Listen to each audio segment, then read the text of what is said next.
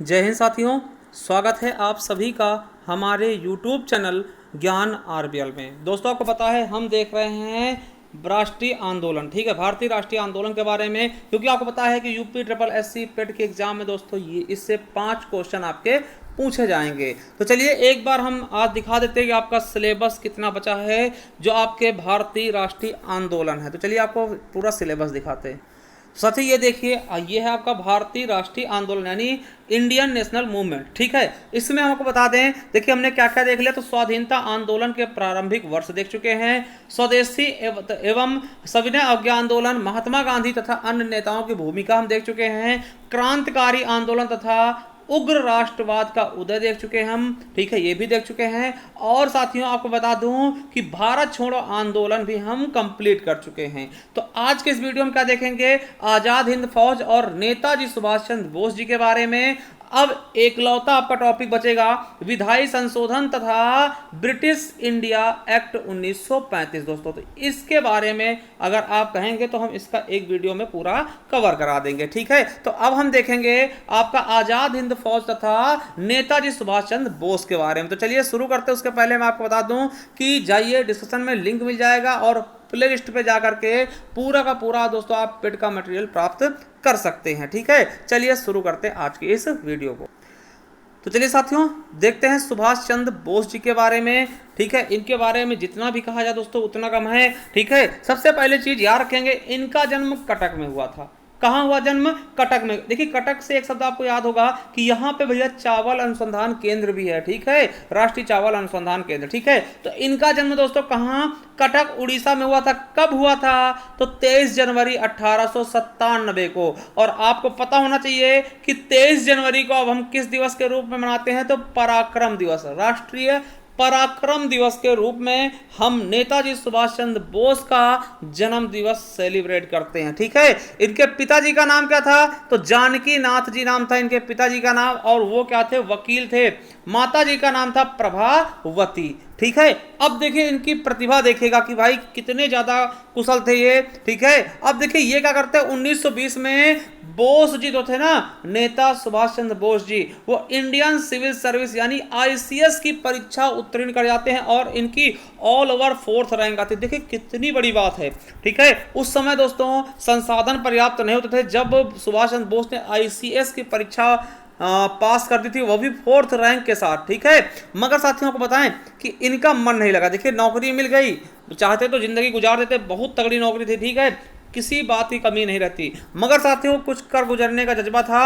और इनको दोस्तों आपको बता दें, जब जलियांवाला बाग हत्याकांड होता है 13 अप्रैल 1919 को, तो वो दोस्तों जो हत्याकांड होता है ना, वो बोस को बहुत गहरा आघात पहुंचाती है। क्या? बहुत गहरा आघात पहुंचाती। और वो साथियों देखिए 20 में इन्होंने आईसीएस की परीक्षा पास की थी और 19 में, ठीक है, देखिए तुरंत 1 साल बाद, ठीक समझिए, 1921 में दोस्तों वो भारत लौट आए, नौकरी छोड़ दिया भाई साहब, इतनी तगड़ी नौकरी छोड़ के आ गए कहाँ? भारत आ गए और राष्ट्रीय आंदोलन में कूद पड़े भैया कि हमें भी भारत के लिए कुछ करना है, ठीक है, ये समझ लीजिएगा। और आपको बता दें कि इन्होंने असहयोग आंदोलन में भाग लिया था, ठीक है। किसमें? असहयोग आंदोलन जो दोस्तों चलाया गया था महात्मा गांधी जी द्वारा, उसमें इन्होंने भाग लिया था। और इसी दौरान वो चित्तरंजन दास के संपर्क में भी आते हैं, यानी उनकी मुलाकात चित्तरंजन दास जी से होती है। चलिए उसके अलावा दोस्तों आपको बता दें कि 1924 में क्रांतिकारियों की मदद करने के आरोप में इन्हें 3 साल की जेल भी दी जाती है,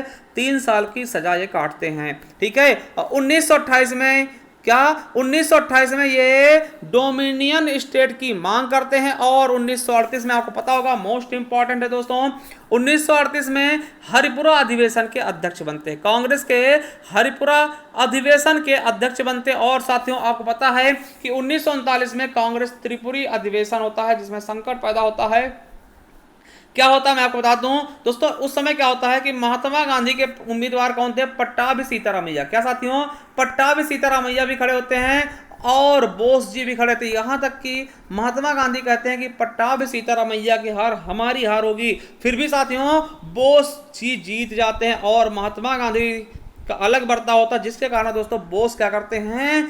अपना अध्यक्ष पद छोड़ के दोस्तों चले जाते हैं, फॉरवर्ड ब्लॉक की स्थापना करते हैं। ठीक है, और जो खाली पद होता है वहां पर किसको बिठाया था? डॉक्टर राजेंद्र प्रसाद जी को। ठीक है, तो याद रखेंगे 1939 में फॉरवर्ड ब्लॉक का गठन करते हैं। कब? 3 मई 1939 को याद रखेंगे। ठीक है, और 1941 में जर्मनी में फ्री इंडिया सेंटर चलाते हैं कि दोस्तों हम इंडिया को फ्री करेंगे, आजाद करवा देंगे। ठीक है, ऐसा ये मूवमेंट चलाते हैं जर्मनी में ही। चलिए, फॉरवर्ड ब्लॉक क्या है? तो दोस्तों इसकी स्थापना कौन करता है? तो आपको मैंने बता दिया, सुभाष चंद्र बोस जी करते हैं। ठीक है, कब करते हैं? तो 3 मई 1939 को मुकर उन्नाव से। ठीक है, इसका उद्देश्य क्या था? तो सभी साम्राज्यवाद विरोधी शक्तियों को संगठित करना, मतलब जो भी साम्राज्यवाद के विरोधी थे ना उनको एकत्र कर लेना और अनिवार्य संघर्ष की पूर्ति हो तत्पर रहना। जब भी दोस्तों संघर्ष की जरूरत पड़ती है, उस अनिवार्य रहता है उसके लिए तत्पर रहना। इसके महासचिव कौन थे फॉरवर्ड ब्लॉक के? तो महासचिव दोस्तों देवव्रत विश्वास थे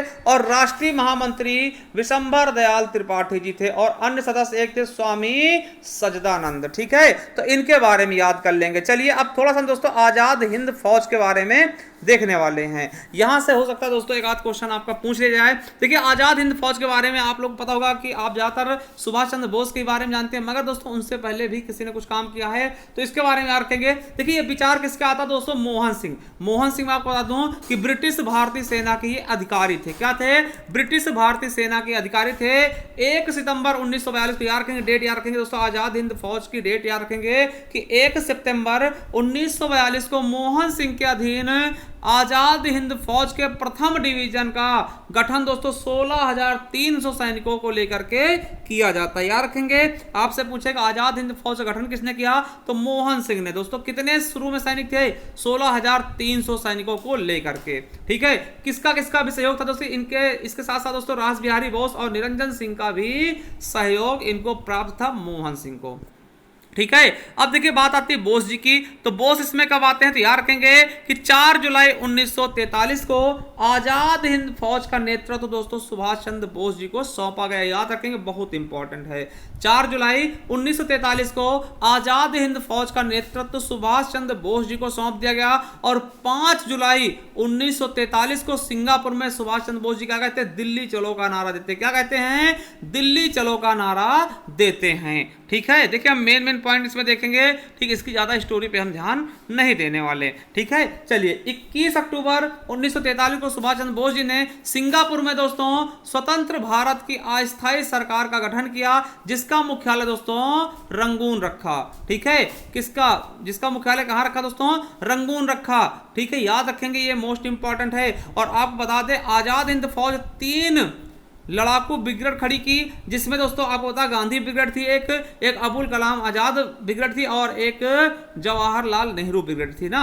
इसके अलावा दोस्तों फिर बाद में ब्रिगेड आते हैं कुछ, जैसे सुभाष ब्रिगेड था और दोस्तों एक महिला ब्रिगेड दोस्तों रानी लक्ष्मीबाई। यानी आप समझ सकते हैं उस समय महिलाओं को भी दोस्तों लड़ने के लिए प्रेरित किया गया और उनकी एक ब्रिगेड बनाई गई महारानी लक्ष्मीबाई के नाम से। ठीक है, इतना याद रख लेंगे। और आपको बता दें कि जब 6 जुलाई 1944 को आजाद हिंद फौज दोस्तों गठन होता है, तो रेडियो के प्रसारण के समय दोस्तों ये महात्मा गांधी को दोस्तों राष्ट्रपिता कहते हुए संबोधित करते हैं कि हमें अब आपका आशीर्वाद चाहिए। ठीक है, कौन? सुभाष चंद्र बोस महात्मा गांधी को किस पे दोस्तों? रेडियो प्रसारण में कहते हैं कि हमें आपका आशीर्वाद चाहिए दोस्तों। ठीक है, और इनको राष्ट्रपिता कह के संबोधित करते। तो याद रखेंगे, आपसे क्वेश्चन पूछ सकता है कि महात्मा गांधी को राष्ट्रपिता की उपाधि किसने दी? तो आप बताएंगे बोस जी ने। किसने? बोस जी ने। और दोस्तों 1944 में क्या? 1944 में सुभाष चंद्र बोस जी ने कौन सा नारा दिया था कि तुम मुझे खून दो, मैं तुम्हें आजादी दूंगा। कब? 1944 में। और एक चीज बता दूं कि देखिए सुभाष चंद्र के बोस के साथ शहनवाज खान, जो कि आपको पता है इनका भी योगदान था, ने दोस्तों जापान के साथ इंडो वर्मा क्षेत्र को घेर लिया और इम्फाल अभियान चलाया। आपको पता है यहाँ पे जापानी थोड़ा सा धोखा कर जाते हैं और इन लोगों को पकड़ लिया जाता है अंग्रेजों द्वारा।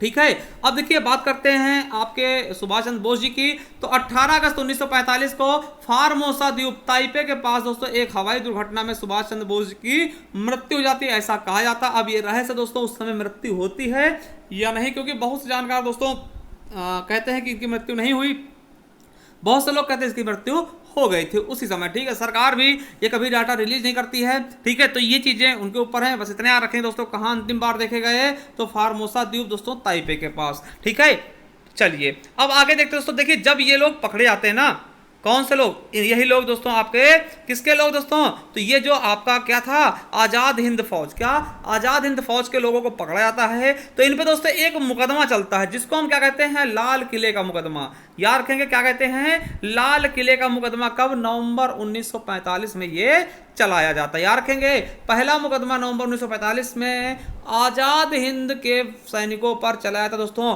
किस पे मेन कौन था, तो शहनवाज खान, ठीक है, और गुरुबख्श सिंह और प्रेम कुमार सहगल के ऊपर ये चलाया जाता है। और इसकी पैरवी दोस्तों क्यों कौन करता है, तो भूला भाई देसाई द्वारा इसको किया जाता है। आपसे पूछेगा कि लाल किला मुकदमा किससे संबंधित, दोस्तों बता देना, आजाद हिंद फौज के सैनिकों से संबंधित है लाल किला मुकदमा। ठीक है, तो आई होप दोस्तों आपको ये बहुत ही अच्छे समझ में आया होगा। अब दोस्तों हमने बता दिया कि ये जो टॉपिक है लगभग दोस्तों समाप्त हो चुका है। केवल एक ही पार्ट बचा है, एक ही टॉपिक, एक ही वीडियो इसका बचा हुआ है, उसको भी हम किसी दिन जल्द ही आपका कंप्लीट करा देंगे। तो आई होप दोस्तों आपने इसके नोट्स बना लिए होंगे। देखिए अगर इसके नोट्स चाहिए ना तो आप हमारे टेलीग्राम चैनल ज्वाइन कर ले, जहाँ पे हम इसके सारे के सारे नोट्स हमने वहाँ पे प्रोवाइड करा दिया, जिसका नाम है ज्ञान RBL, क्या ज्ञान RBL ऑफिशियल के नाम से आपको दोस्तों मिल जाएगा। तो वहां जाकर के दोस्तों आप ये नोट्स बहुत ही बेहतरीन ढंग से आप इनको प्राप्त कर सकते हैं। तो चलिए दोस्तों मिलते हैं किसी नेक्स्ट वीडियो में, तब तक के लिए जय हिंद, जय भारत, वंदे मातरम।